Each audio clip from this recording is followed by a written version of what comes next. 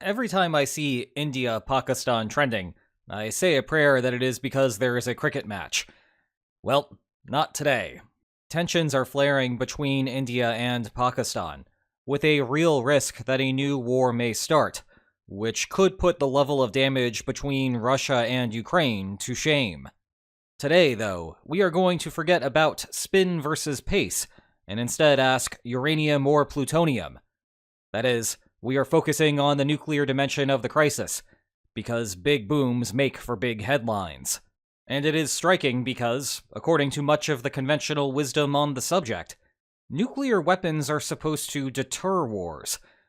Well, this video is going to focus on how nukes can cause them. Let's rewind for a moment.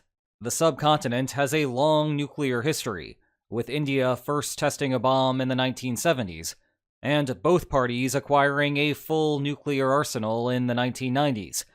It's okay, they insisted that they were peaceful. On the grand scheme of things, both programs are small. Each has a little under 200 warheads, mere peanuts compared to the United States' 3,700 and Russia's 4,300. But a plutonium core only slightly larger than a cricket ball yielded the equivalent of 21 kilotons of TNT and killed about 70,000 over Nagasaki at the end of World War II. In contrast, both India and Pakistan have verified weapons of significantly greater yields. Drop a 45 kiloton yield over Mumbai, and 582,000 are dead. Drop a 60 kiloton yield over Karachi, and it is 681,000 dead. Not to worry, though. There is an optimistic interpretation of this. Shouldn't all of those potential losses encourage the parties to avoid war altogether? Well, you could draw a picture to convince yourself that the optimistic take is the right one.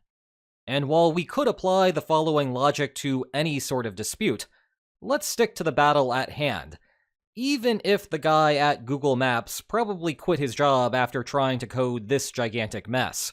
Yeah, I really am tempted to stick to the cricket pitch, but let's just zoom in and try this. If you want to negotiate to avoid a war, think about the expected outcome of the conflict. Then realize that all of the death and destruction would result in major losses for both parties. Convert blood and money to territory, and the space between the orange and the white line reflects India's costs of fighting. Meanwhile, the space between the green and white lines reflects Pakistan's costs. Erase the white line in the center, and you get the magical bargaining range. Dividing disputed territory in any manner between those lines is mutually better than a war to determine the fate of the land. But let's not forget that we are here to talk about nukes. Redrawing the expected outcome line for a moment, the cost lines push away from it. Thus, the costlier that war is, the larger that bargaining range is. In turn, if you think nuclear weapons make war more expensive, the lines fan out, and it seems easier to reach an agreement. This is the basic logic of mutually assured destruction. The idea that two nuclear-armed states would be hard-pressed to fight a war against each other due to the inherent risks involved. So far, so good for India and Pakistan. But there is another way to think about the problem. If I fire a nuclear weapon, then you fire a nuclear weapon, and pretty soon, neither one of us has a country to report back to. That mutual part of mutually assured destruction makes it difficult to fire off nuclear weapons in all but extreme circumstances. Heck, even the international backlash to unilateral nuclear use is sometimes enough to deter deployment of the bomb. Just ask the Kremlin how things went when Ukraine invaded Kursk. Yes, there was a whole bunch of yelling in Moscow, but little in the way of actual nuclear coercion.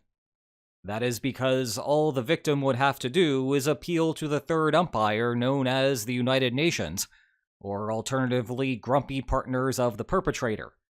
That alone can keep the nukes tucked away. Now, that is not to say that nuclear weapons are irrelevant in a potential war between India and Pakistan. For example, suppose that India cut straight through the Pakistani army and found itself on the doorstep of Islamabad. Then suddenly, Pakistan might be willing to incur the risks of nuclear Armageddon.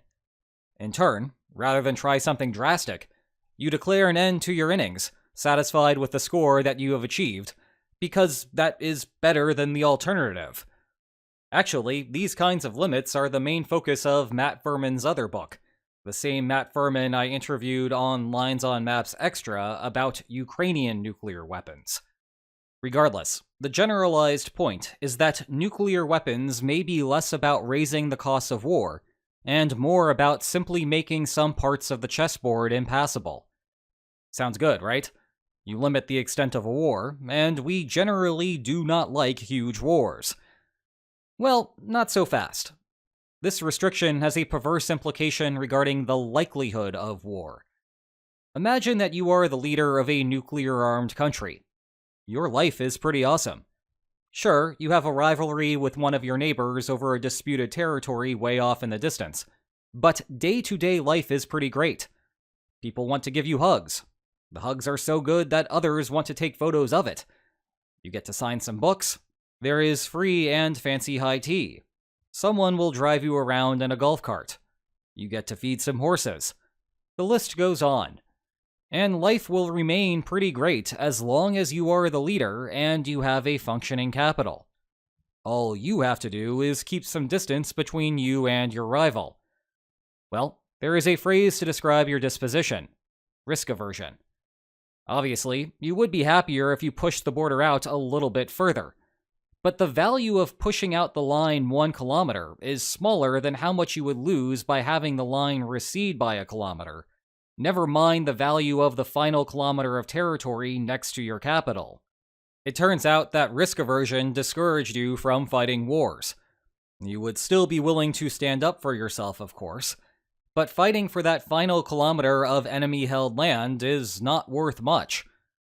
Well, let's tie this back to nuclear weapons. The bomb is an insurance policy. Even if you fight and things go horribly wrong, the conquering army will take one look at your capital and say, no thanks. No need to let the chase go all the way to the death. Rather, the opponent will be happy with the gains that it has made, and not risk starting a nuclear crisis. Sometimes you need to stop trying to hit a 6 and settle for a single instead. But think about the implication here. Nuclear weapons insulate the leader from the worst possible outcome, and that perversely makes them more inclined to fight. Of course, from the other side's perspective, it also takes away the potential payoff for Pakistan plundering the Indian capital. But India values New Delhi more than Pakistan, so the net effect is a greater risk of war. And to make matters worse, Pakistan also has nuclear weapons, so Islamabad is also feeling that same insurance effect. Thus, if you think that the primary effect of nuclear weapons is to shrink the pitch, and not to cause a general increase in the cost of war, then the net result is a higher probability of conflict, with the silver lining that the conflict will not be as large. And if you need some more intuition for why it works like this, ask yourself how willing you would be to train in boxing or some other combat sport if you did not have health insurance. It is the same idea here.